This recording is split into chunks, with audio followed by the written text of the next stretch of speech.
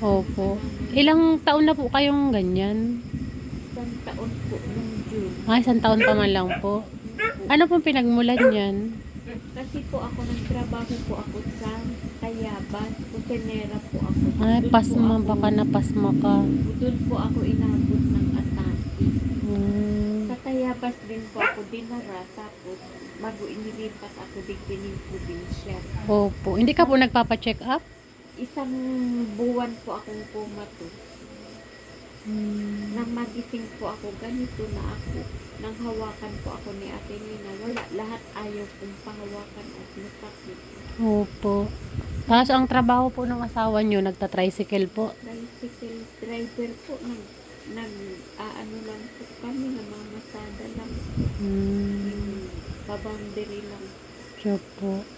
Minsan kikita, tama lang po yung pagkakani. Sa maghapon, diaper po. Ang paggatas ko ngani po, putol-putol. Opo. Nagdala man po kaming gatas, kaso hindi man po kalakihan ng gatas. Gatas mo niyan sa aga, Mayo. Kasi Opo. ripak-ripak lang po Siya ang po. kaya.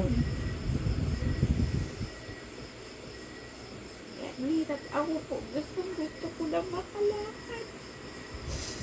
Manalig lang po kayo. Andito si Ate Nina po. Lagi man kayo hinihilot. Kasi hindi naman po talaga ako sanay na lagi nakahiga. Siguro po, kaloob na ito yung Lord. Si Lord na papahipahigahin na ako. Hindi po yan.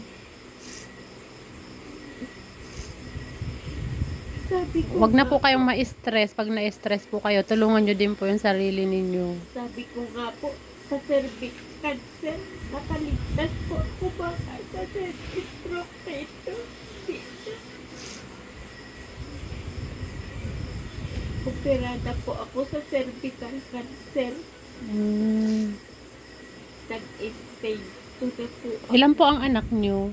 3 po. Mga nag-eskwela pa po lahat? May asawa na po. Yung 2 nasa Mindoro kasi sa unang asawa ko po yun. Pangalawa ko lang po ito. Siya po. Sa kanya, isa lang po yung nag-aaral namin sa Bicol. Opo.